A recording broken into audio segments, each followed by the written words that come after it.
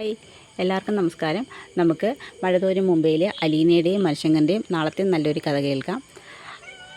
അങ്ങനെ അലീനയും ഗ്രേസിയാൻ്റെയും രേവതിക്കുട്ടിയും കൂടി ഇങ്ങനെ സംസാരിച്ചുകൊണ്ടിരിക്കുകയാണ്. ആ സമയത്ത് രേവതിക്കുട്ടിക്ക് ത്യാഗഭവനിലുള്ള എല്ലാവരും കൂടി ചേർന്നൊരു ഇരട്ട കാര്യമൊക്കെ അലീന ഗ്രേസിയാൻ്റിയോട് പറയുന്നുണ്ട്. അപ്പം രേവതിക്കുട്ടി പറഞ്ഞു, അല്ല ചേച്ചി വേണ്ട, ഗ്രേസിയാൻ്റി എന്നെ കളിയാക്കും. അല്ല എന്നാലും ഒന്ന് പറ, നമ്മൾ മാത്രം ഉള്ളപ്പം വിളിക്കാമല്ലോ എന്നൊക്കെ ഗ്രേസിയാൻ്റി പറയുന്നുണ്ട്. അത് മറ്റൊന്നുമല്ല, മരംകൊത്തി എന്നാന്ന് പറയും. മരംകൊത്തിയോ? ആ, മരംകൊത്തി എന്നാന്ന് പറയും. അപ്പോഴേക്ക് ദേ ആൻറ്റി നോക്കിക്കോ, എന്നെ ഇരട്ടപ്പേര് വിളിച്ച് കളിയാക്കാനുണ്ടല്ലോ. ഏയ്, ഞാൻ നിന്നെ വിളിക്കത്തൊന്നുമില്ല, പൊടി മരംകൊത്തി എന്ന് പറഞ്ഞ് കളിയാക്കുന്നുണ്ട്. ആ സമയത്താണ് നമ്മുടെ മനുവിൻ്റെ ഒരു കോൾ അലീനയ്ക്ക് വരുന്നത്. അങ്ങനെ അലീന കോൾ എടുക്കുന്നുണ്ട്. ആ സമയത്ത് പറയും, ആ ആൻറ്റി വന്നേ, നമുക്ക് പോവാം, ഇനി ഈ സംസാരം ഇപ്പോഴങ്ങ് നിൽക്കത്തില്ലെന്ന് പറയും. ഏയ്, അത്രയ്ക്കൊന്നും ഇല്ല ആൻറ്റി, ഞാൻ പെട്ടെന്ന് സംസാരിക്കാം, നിങ്ങളിവിടെ നിൽക്കും. അതൊന്നും വേണ്ട, ഞങ്ങൾ പോവാം, നിങ്ങൾ സംസാരിച്ച് മനുഷ്യേട്ടനാണ് വിളിക്കുന്നതെന്ന് പറയും. അങ്ങനെ അവർ സംസാരിക്കുകയാണ്. അങ്ങനെ മനു ചോദിക്കും, ആ അലീന, നിങ്ങളെവിടെ എറണാകുളത്താണോ എന്ന് ചോദിക്കും. ആ അതെ മനോട്ടൻ എങ്ങനെ അറിഞ്ഞു ഞങ്ങൾ എറണാകുളത്തുള്ള കാര്യം? അച്ഛൻ പറഞ്ഞെന്ന് പറയും. അയ്യോ, അങ്കിൾ അറിഞ്ഞോ എന്ന് ചോദിക്കും. ആ അതെ, അച്ഛൻ ബാലേന്ദ്രൻ അങ്കിളിനെ കാണാൻ വേണ്ടി നെടുമ്പുരയ്ക്കൽ വന്നിരുന്നു. അവിടെ വന്നപ്പം വീടൊക്കെ അടച്ചിട്ടിരിക്കുന്നു. അങ്ങനെ ഷോപ്പിൽ പോയി ചോദിച്ചപ്പോൾ അവിടെ സ്റ്റാഫാണ് പറഞ്ഞത്, ഗവർണർ അങ്കിളുമായിട്ട് അങ്കിളൊരു ദൂരയാത്ര പോയിക്കുക, നിങ്ങളെല്ലാവരും എറണാകുളത്ത് രേവതിക്കുട്ടിയെ കാണാൻ വന്നിട്ടുണ്ടെന്ന് അങ്ങനെ അറിഞ്ഞെന്ന് പറയും. അപ്പം മേഡം അറിഞ്ഞിട്ടുണ്ടോ എന്ന് ചോദിക്കും. ആ ആൻറ്റി അറിഞ്ഞിട്ടുണ്ട്. അപ്പോൾ ഇനി പ്രശ്നമാവത്തില്ലേ മേഡത്തിൻ്റെ അനുവാദം ഇല്ലാതെ ഞാൻ അവരെല്ലാവരും കൂട്ടിക്കൊണ്ട് വന്നെന്ന് പറയുമ്പോൾ, ഓ അതിനിപ്പോൾ പ്രശ്നമാവാൻ എന്തിരിക്കുന്നു, എന്തായാലും അറിഞ്ഞാൽ ചെറിയൊരു ദേഷ്യമുണ്ട്, ആൻറ്റി അടുത്ത് പറയാതെ പോയതിൻ്റെയൊക്കെ ഒരു ചെറിയ ദേഷ്യമുണ്ടെന്ന് പറയും. അത് മനുവേട്ടൻ ഞങ്ങൾ പെട്ടെന്നായിരുന്നു തീരുമാനിച്ചത്, എന്തായാലും എന്നോടെങ്കിലും നിനക്കൊന്ന് പറയാമായിരുന്നു എന്ന് പറയും.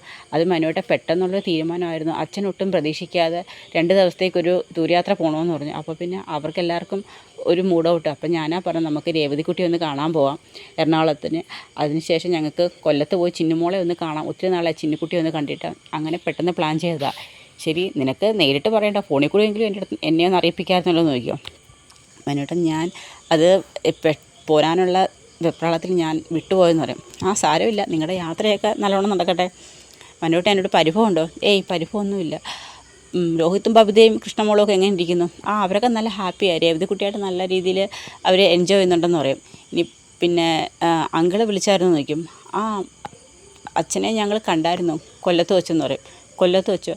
ആ അതെ മനുവേട്ടൻ, ഞങ്ങൾ ത്യാഗഭവനിൽ പോയിരുന്നു ചിന്നുകുട്ടിയെ കാണാനായിട്ട്. അവിടെ പോയ സമയത്ത് അച്ഛനും അതുവഴി വന്നായിരുന്നു. അച്ഛന് കൊല്ലത്ത് പുനലൂർക്ക് പോകണമെന്ന് പറഞ്ഞു. പുനലൂർക്കോ? ആ അതെ, അവിടെ വെച്ചാണ് ഞങ്ങൾ രണ്ടുപേരും കൂടി കണ്ട്. അച്ഛനും ഗോവർദ്ധൻ അങ്കിളും കൂടി ഫുഡ് കഴിക്കാനായിട്ട് റെസ്റ്റോറൻറ്റിൽ വന്നായിരുന്നു. ആ സമയത്ത് ഞങ്ങൾ അവിടെ ഉണ്ടായിരുന്നു പറയും. ഓ, എന്ത് പറഞ്ഞു? അച്ഛൻ പിറ്റേ ദിവസം വരുമെന്നാണ് പറഞ്ഞത്. അതിൻ്റെ തലേ ദിവസം എവിടെയായിരുന്നു ചോദിച്ചപ്പം ഊട്ടിയിലായിരുന്നു പറയും. ഊട്ടിയിലോ? ആ അതെ, ഇനി എവിടെ പോയെന്ന് അറിയത്തില്ല, ഇനി ബിസിനസ്സിന് എന്തെങ്കിലും ആവശ്യമായിട്ട് പോയതാണോ എന്ന് അറിയത്തില്ലെന്ന് പറയും. ആ ശരി, ശരി, എങ്കിൽ നിങ്ങളുടെ യാത്രയൊക്കെ സുഖമായിട്ടൊക്കെ നടക്കട്ടെ, പോയതിന് ശേഷം പോയിട്ട് വന്നതിന് ശേഷം വിളിക്കാമെന്ന് പറയും. ആ ശരി മനുവേട്ടാന്ന് പറയും. അതിനുശേഷം എല്ലാവരും കൂടി ഫുഡ് കഴിക്കാൻ ഇരിക്കുന്ന സമയത്ത് കമല വന്ന് എല്ലാവർക്കും ആഹാരമൊക്കെ വിളമ്പുന്നുണ്ട്. ആ സമയത്ത് മനു അങ്ങോട്ട് വരുന്നുണ്ട്. ആ സമയത്ത് ചോദിക്കും, അല്ല മനു, നിൻ്റെ അടുത്ത് അലീന പറഞ്ഞായിരുന്നു അവൾ എറണാകുളത്തിന് പോകുന്ന കാര്യം?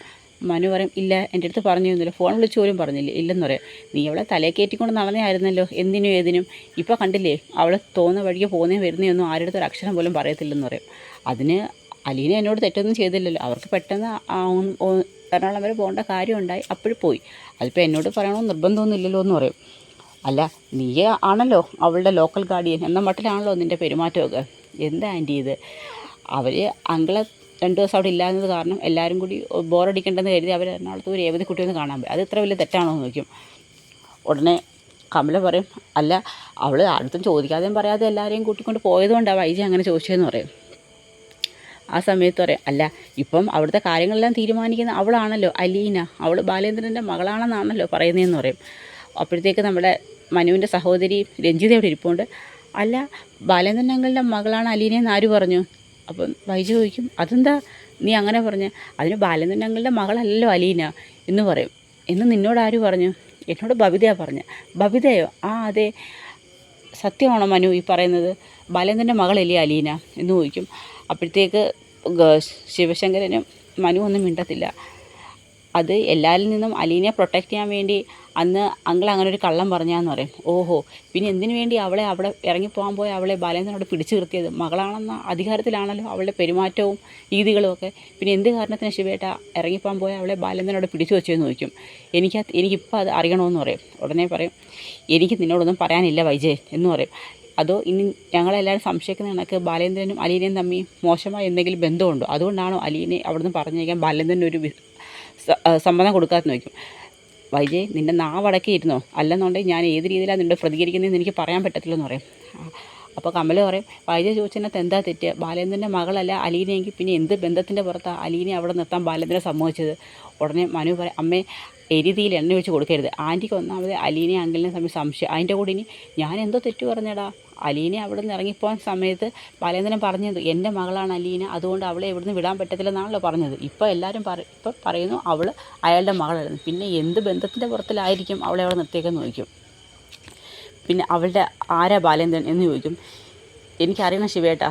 ശരി, ശിവേട്ടൻ പറയണ്ട, നീ പറ മനു, നീ ആണല്ലോ അവൾക്ക് എന്തിനും ഏതിനും സപ്പോർട്ട് ചെയ്ത് കൊടുക്കുന്നത്, നീ തന്നെ പറഞ്ഞാൽ മതിയെന്ന് പറയും. എനിക്കൊന്നും ആൻറ്റിയോട് പറയാനില്ല. ആൻറ്റിക്ക് എന്തെങ്കിലും അറിയാനുണ്ടെന്നുണ്ടെങ്കിൽ ആൻറ്റി അങ്കിളിനോട് ചോദിക്കുക, എനിക്ക് അത്രേ പറയാനുള്ളതെന്ന് പറയും. അതുപോലെ തന്നെ ശിവശങ്കരൻ പറയും, എന്തെങ്കിലും നിനക്കറിയണമെന്നുണ്ടെങ്കിൽ നീ നിൻ്റെ ഭർത്താവിനോട് തന്നെ ചോദിച്ചാൽ മതിയെന്ന് പറയും. ഞാൻ ചോദിക്കും എന്ന് പറയും. അങ്ങനെ അവർ രണ്ടുപേരും അങ്ങ് പോവുകയാണ്. അതിനുശേഷം കാണിക്കുന്നത് നമ്മുടെ ഗോവർദ്ധനനും ബാലേന്ദ്രനും കൂടി ഒരു ഹോട്ടലിൽ റൂം എടുത്തിരിക്കുകയാണ് പുനലൂർക്ക് പോകാനായിട്ട്. അപ്പോഴത്തേക്ക് ഗോവർദ്ധൻ ചോദിക്കും, ബാലേട്ട ഇനി നമ്മൾ എങ്ങോട്ടാണ്? ഇനി നമ്മൾ പുനലൂർക്ക് പോകുന്നതാണ്. പുനലൂർക്കോ? അതെ, ഞാൻ ഇതുവരെ പറഞ്ഞ ഭൂതം കുപ്പിക്കകത്താണല്ലോ, ഇനി ആ കുപ്പിക്കകത്തുള്ള ഭൂതത്തിനെ കാണാനാണ് നമ്മൾ പോകുന്നത്. ഭൂതത്തിന്? ഇനി നമുക്ക് ആ ഭൂതത്തിനെ അന്വേഷിച്ച് വേണം പുനലൂർക്ക് പോകാൻ. ഇനി നമ്മൾ അങ്ങോട്ടാണ് യാത്ര തിരിക്കുന്നതെന്ന് പറയും.